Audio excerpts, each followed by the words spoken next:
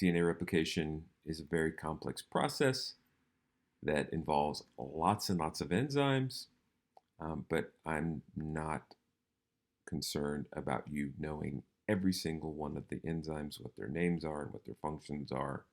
So I'll point out the ones that are important in this video and the ones that are not. And the goal is to get a big picture, sort of rolling sort of video in your head for how this works and how the structure of DNA makes it easy or relatively easy to copy DNA, and that is an essential part of the functioning of DNA, to pass on genetic information by copying so that daughter cells and offspring can have the instructions for life, inheriting those from their parents. DNA is a molecule made up of two strands, twisted around each other in a double helix shape. Each strand is made up of a sequence of 4 chemical bases, represented by the letters A, C, G, and T. The two strands are complementary. This means that wherever there's a T in one strand, there will be an A in the opposite strand, and wherever there's a C, there will be a G in the other strand. And recall that that complementary base pairing, A with T, G with C, is because only when those pairs line up across each other in the double-stranded DNA, only when those pairs line up do the nitrogenous bases form hydrogen bonds. They attract each other because of partial positive and partial negative charges that are perfectly aligned when you put C and G and A and T across from each other. So if you have some free nucleotides floating around, A's and T's might attract each other, C's and G's might attract each other, and otherwise not so much. Each strand has a 5' end and a 3' end. The two strands run in opposite directions. This determines how each strand of DNA is replicated. So that 5' and 3' designation comes from the way biochemists will number the carbon atoms on a sugar. So there's the number 5 carbon atom on the deoxyribose sugar at this end of the strand, and on the opposite end of this strand, it would be the number 3, the 3' carbon of the deoxyribose sugar that's at the end. And the other strand runs in the opposite direction, so the 3' carbon will be on the left side, 5' carbon of the sugar will be sticking out on the right side. The first step in DNA replication is to separate the two strands. This unzipping is done by an enzyme called helicase and results in the formation of a replication fork. So the replication fork where the two strands have split. And if we read the sequence of nucleotides on one strand, that tells us what the complementary sequence should be on the other strand because of that base pairing that we talked about a minute ago. The separated strands each provide a template for creating a new strand of DNA. An enzyme called primase starts the process. This enzyme makes a small piece of RNA called a primer. This marks the starting point for the construction of the new strand of DNA. So the RNA nucleotides have similar nitrogenous bases to DNA nucleotides, and similarly, they have complementary base pairing. We'll talk more about this soon when we talk in detail about how proteins are made in cells, using DNA as a guide for that. But the primer and that enzyme primase, not something that you need to know about for DNA replication. But if you are curious about why there has to be a primer, please ask me. I'm happy to explain. An enzyme called DNA polymerase binds to the primer and will make the new strand of DNA. DNA polymerase can only add DNA bases in one direction. from the 5' end to the 3' end. So this enzyme, DNA polymerase, like all enzymes, is capable of performing one chemical reaction.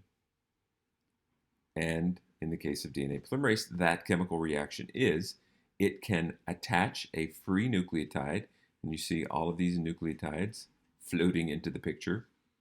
Before a cell would replicate its DNA, it would make lots and lots of individual nucleotides so that it could build the new strands of DNA out of those nucleotide building blocks. And this enzyme, DNA polymerase, can only attach a free nucleotide to an existing strand of nucleic acid.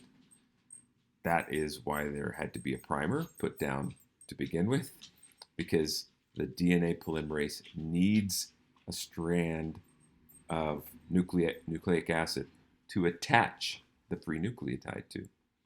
And it can only do it in one direction, forming this covalent bond between the 3' end of the existing strand, this short segment here, and the nucleotide that's about to be added to that strand. One of the new strands of DNA, the leading strand, is made continuously, the DNA polymerase adding bases one by one in the 5' to 3' direction. So as the helicase, which is on the left side of the picture here, moves towards the left on the parent strand, the parent DNA, unzipping it and exposing the two individual strands to the enzymes, this DNA polymerase can jump on the parent strand and just continuously follow that helicase enzyme in this direction, the direction that DNA polymerase is able to work. The other strand, the lagging strand, cannot be made in this continuous way because it runs in the opposite direction. So remember, the two strands are anti-parallel. They have their 3' and 5' ends on the opposite sides. So if the DNA polymerase on the top here is able to move continuously from the right to left, the one on the bottom cannot move continuously as the helicase unzips because the enzyme can't catalyze the reaction in the opposite direction.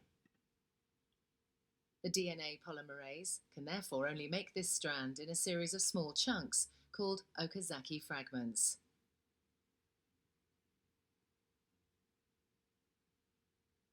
Each fragment is started with an RNA primer. DNA polymerase then adds a short row of DNA bases in the 5' to 3' direction. Again, these free nucleotides are going to spontaneously, just on their own, match up with their complementary partners because of the hydrogen bonds that can form between A and T and between G and C only.